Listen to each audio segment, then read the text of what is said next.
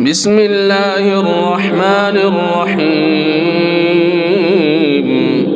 الرحمن علم القرآن خلق الإنسان علمه البيان.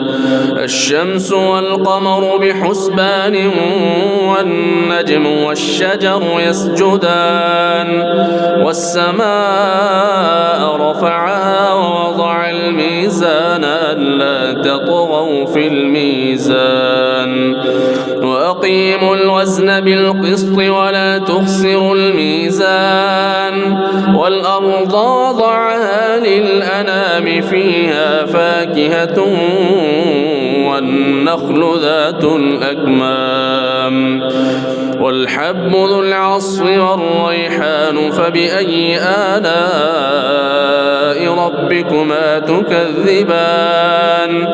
خلق الإنسان من صلصال كالفخار وخلق الجان من مارج من نار فبأي آلاء ربكما تكذبان.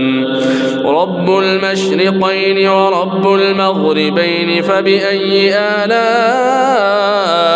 ربكما تكذبان.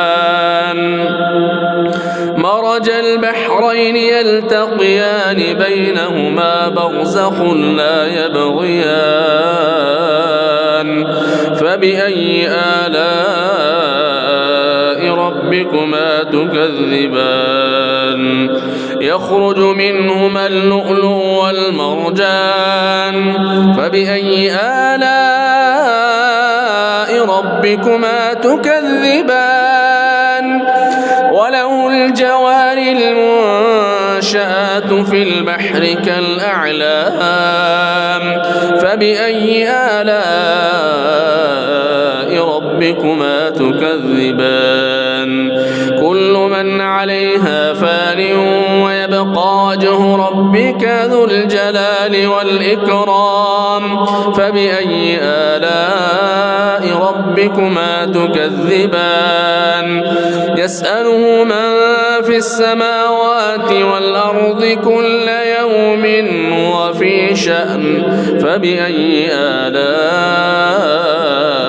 ربكما تكذبان. سنفرغ لكم أيها الثقلان فبأي آلاء ربكما تكذبان. يا معشر الجن والإنس إن استطعتم أن تنفذوا من أقطار السماوات والأرض فانفذوا لا تنفذون إلا بسلطان فبأي آلاء ربكما تكذبان. يرسل عليكما شواظ من نار ونحاس فلا تنتصران فبأي آلاء ربكما تكذبان.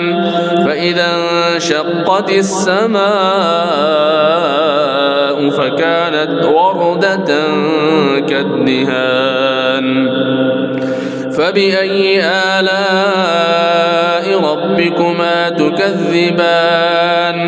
فيومئذ لا يسأل عن ذنبه إنس ولا جان فبأي آلاء ربكما تكذبان. يعرف المجرمون بسيماهم فيؤخذ بالنواصي والأقدام فبأي آلاء ربكما تكذبان. هذه جهنم التي يكذب بها المجرمون يطوفون بينها وبين حميم آن فبأي آلاء ربكما تكذبان.